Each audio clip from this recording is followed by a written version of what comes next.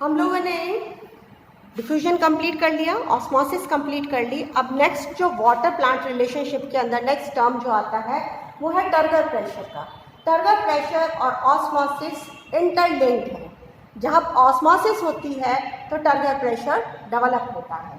मान लीजिए एक कोशिका है जिसके अंदर अच्छा कॉन्सेंट्रेटेड सॉल्यूशन है और उसको हमने प्योर वाटर में रख दिया, ठीक है। तो पानी किस तरफ जाएगा? कोशिका के अंदर आएगा। पानी किस में घुसेगा? अब जैसे आप लोग किशमिश को रात को भिगो दीजिए, किशमिश बिल्कुल श्रिंक्ड होती है। जब आपने उसको भिगोया पानी के अंदर तो पानी किशमिश के अंदर भर जाता है। तो जो पहले जो किशमिश थी वो टर्जिड किशमिश नहीं थी, लेकिन जब उसमें पानी भर गया और फूल गई तो वो कंडीशन क्या कहलाएगी? टर्जिड। टर्जिड का मतलब है फूला, फूल जाना। अब जैसे चने हैं बिल्कुल सूखे होते हैं, आपने उनको रात में पानी में भिगो दिया, ऑस्मोसिस के जरिए पानी अंदर आ गया, चने फूल गए, डबल साइज हो गई। राजमा फूल जाते हैं, डबल साइज हो जाती है। तो फूली हुई साइज, फूली हुई कंडीशन कोशिकाओं की क्या कहलाती है? टर्जिड। और किसकी वजह से होती है ये? ऑस्मोसिस की वजह से, जिससे पानी अंदर आया, ठीक है।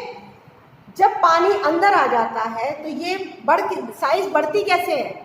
छोटी साइज थी ना, किशमिश की भी साइज छोटी थी, वो बढ़ कैसे गई?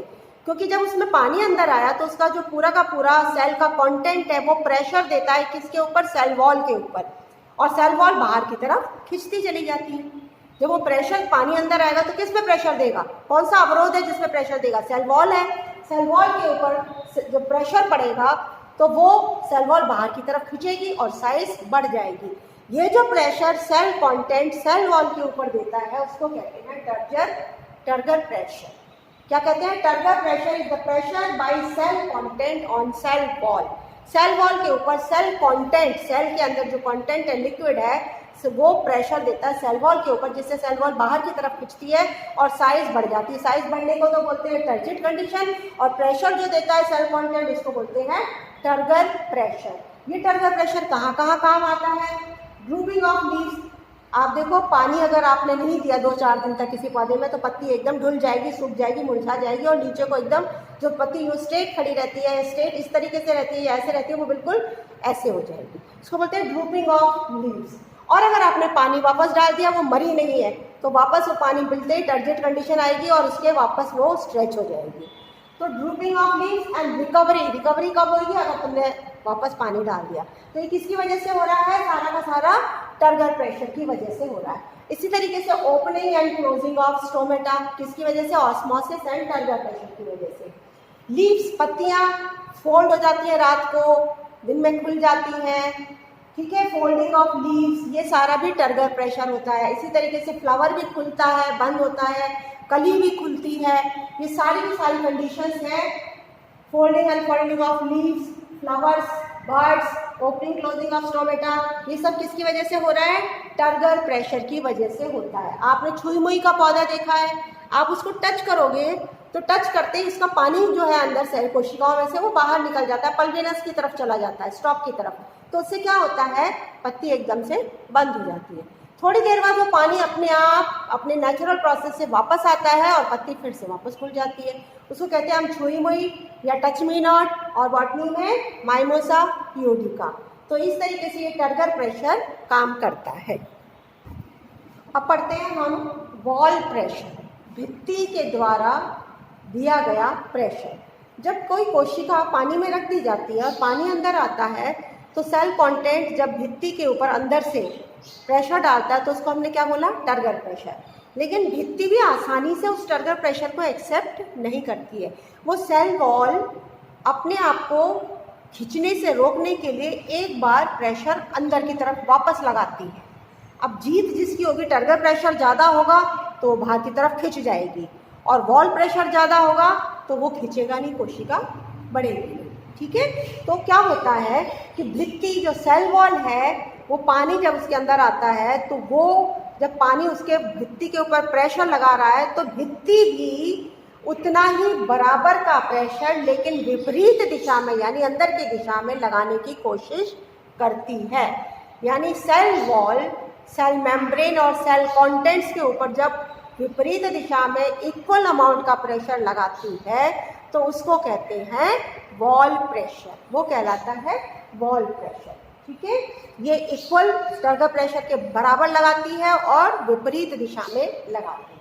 इसके बाद पढ़ते हैं डिफ्यूजन प्रेशर डेफिसिट, जिसको बोलते हैं डीपीडी, डिफ्यूजन प्रेशर डेफिसिट जिसको बोलते हैं डीपीडी। इसका फॉर्मूला है DPD is equal to osmotic pressure minus turgor pressure. DPD is equal to osmotic pressure minus turgor pressure. ठीक है, अब डीपीडी एक्चुअल में क्या होती है? देखिए, एक प्योर वाटर का डिफ्यूजन रेट ज़्यादा होगा ना, क्योंकि पानी के अंदर कोई भी घुला हुआ नहीं है, कुछ भी घुला नहीं है, वो पानी ईजिली दूसरी तरफ किसी मेम्ब्रेन के थ्रू चला जाएगा, आसानी से चला जाएगा, दूसरे शुगर सॉल्यूशन में भी वो पानी आराम से चला जाएगा। तो ये हो गया diffusion pressure of water, pure water. ठीक है, फिर हमने एक सॉल्यूशन रखा, पानी के अंदर अगर चीनी घोल दी तो उस पानी का, उस सॉल्यूशन के अंदर जो पानी है वो किस रेट से डिफ्यूज़ करेगा? वो सॉल्यूशन का डिफ्यूजन प्रेशर हो गया। आप समझ गए ना, एक प्योर वाटर किस रेट से डिफ्यूज़ हो रहा है, वो प्योर वाटर का डिफ्यूजन प्रेशर हो गया। एक सॉल्यूशन के अंदर जो पानी है, सॉल्वेंट है, प्योर नहीं है वो, क्योंकि उसके अंदर क्या मिक्स हो गया? सॉल्यूट। तो सॉल्यूशन के अंदर जो पानी है या सॉल्यूशन खुद पूरा का पूरा किस रेट से डिफ्यूज़ होगा, वो सॉल्यूशन का डिफ्यूजन प्रेशर हो गया। ओके, अब आप बताओ डिफ्यूजन प्रेशर ज़्यादा किसका होगा? हमेशा प्योर वाटर का डिफ्यूजन प्रेशर ज़्यादा होता है, क्योंकि उसको कोई भी बाधा नहीं है, वो आसानी से फ्लो कर जाता है। और सॉल्यूशन के अंदर चूँकि सॉल्यूट घुल गए हैं, बाधाएं आ गई है, सॉल्यूट पार्टिकल हमेशा सॉल्वेंट पार्टिकल से बड़े ही होते हैं, तो उनको डिफ्यूज़ होने में टाइम लगता है, तो कम हो जाता है, डिफ्यूजन प्रेशर उसका कम हो जाता है। प्योर वाटर का डिफ्यूजन प्रेशर हमेशा ज़्यादा होता है, सॉल्यूशन का डिफ्यूजन प्रेशर कम होता है। या ये कह लो सॉल्वेंट का, प्योर सॉल्वेंट का डिफ्यूजन प्रेशर ज़्यादा होता है, सॉल्यूशन का डिफ्यूजन प्रेशर कम होगा जब उनको एक ही एनवायरमेंटल कंडीशन में रखा जाता है।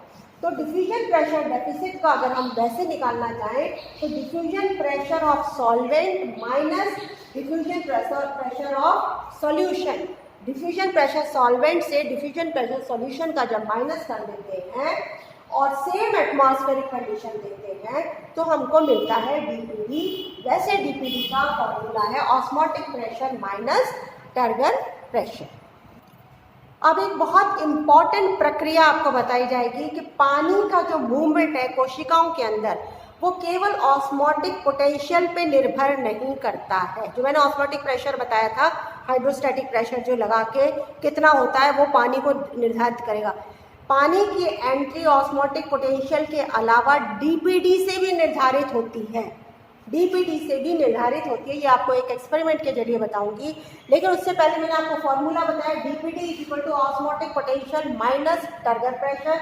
और एक और चीज़ आप लिख लीजिए, ज़्यादा डीपीडी जिस कोशिका की होगी उसमें पानी की मात्रा कम होगी। डीपीडी जिसकी ज़्यादा होती है उसका मतलब उसमें पानी कम है, डीपीडी जिसकी कम होती है इसका मतलब उसमें पानी ज़्यादा है। ये आप नोट कर लीजिए, ज़्यादा डीपीडी का मतलब है पानी की मात्रा कम होना, कम डीपीडी का मतलब है पानी की मात्रा ज़्यादा होना। अब ये दो कोशिकाएं हैं ए और बी, ठीक है। अब ये अलग अलग कोशिकाएं हैं। आप देखिए इस कोशिका में ए कोशिका का जो सॉल्यूशन है, इसके अंदर सेल कंटेंट है, उसमें ऑस्मोटिक पोटेंशियल 10 है, टर्गर प्रेशर 5 है, ठीक है। तो डीपीडी कितना हुई? Osmotic pressure minus turgor pressure, तो डीपीडी कितनी हुई? 10 में से 5 गए 5, इसकी डीपीडी है 5।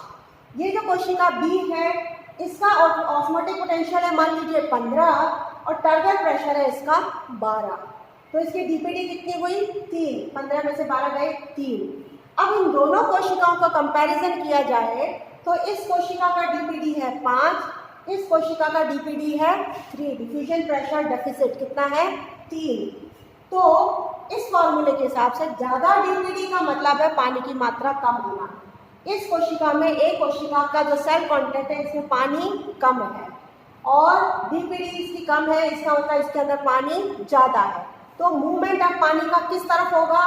बी से ए की तरफ। Movement of water will be this side, B से ए की तरफ पानी जाएगा क्योंकि पानी की मात्रा यहाँ ज़्यादा है और यहाँ कम है, ठीक है। तो मूवमेंट यानी एंट्री ऑफ वाटर, ये पानी की एंट्री कोशिका में ऑस्मोटिक पोटेंशियल के अलावा और किस पे निर्भर करती है? ये निर्भर करती है हमारे डीपीडी के ऊपर, डिफ्यूजन प्रेशर डेफिसिट के ऊपर।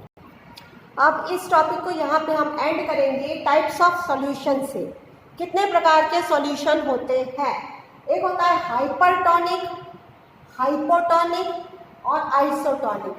हाइपरटोनिक सॉल्यूशन वो होता है जिसका कंसंट्रेशन कोशिका के सेल कंटेंट के कंसंट्रेशन से ज़्यादा होता है। यानी एक कंसंट्रेशन, एक सॉल्यूशन बाहर है और एक हमारे पास सेल है। सेल के अंदर क्या है? साइटोप्लाज्म है। साइटोप्लाज्म का जो कंसंट्रेशन होगा और एक बाहर जो सॉल्यूशन है उसका कंसंट्रेशन। बाहर के सॉल्यूशन का कंसंट्रेशन यदि कोशिका के साइटोप्लाज्म के कंसंट्रेशन से ज़्यादा है तो वो सॉल्यूशन कहलाएगा हाइपरटोनिक।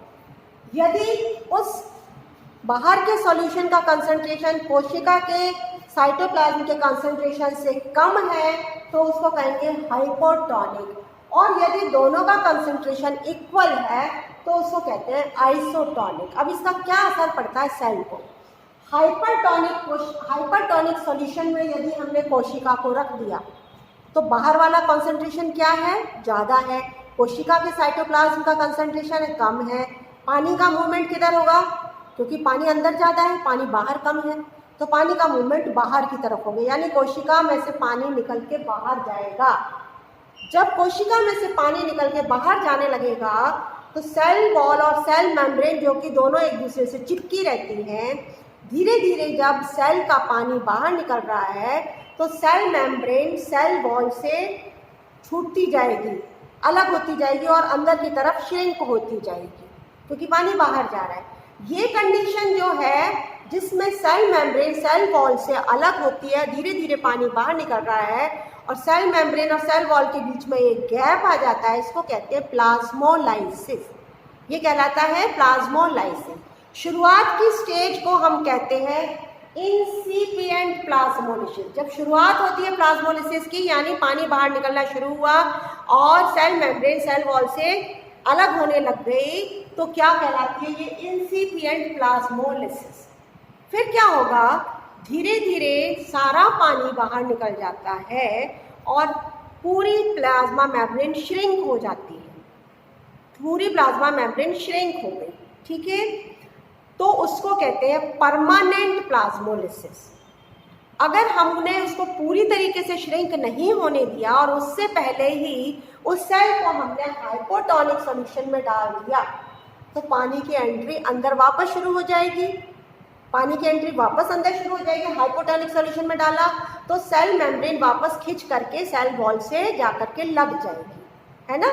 तो उस कंडीशन में हम प्लाज्मोलिसिस को रोक देंगे।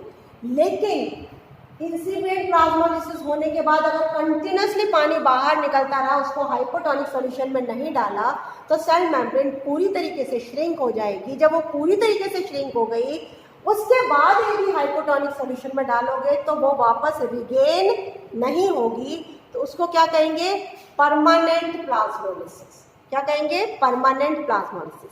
ये पानी निकलने का प्रोसेस, जो कोशिका में से पानी निकल के बाहर आ रहा है, इसको कहते हैं एक्सऑस्मोसिस। जब हाइपोटोनिक सॉल्यूशन में कोशिका को डालते हैं तो पानी कोशिका के अंदर आता है, तो उसको कहते हैं एंडऑस्मोसिस। आइसोटोनिक सॉल्यूशन वो होता है जिसमें कोशिका से ना तो पानी बाहर जाता है ना अंदर आता है, क्योंकि बाहर और अंदर का कंसंट्रेशन पूरा एक है। तो ये टाइप्स ऑफ सॉल्यूशन पे डिपेंड करता है किस तरीके की ऑस्मोसिस होगी। Thank you.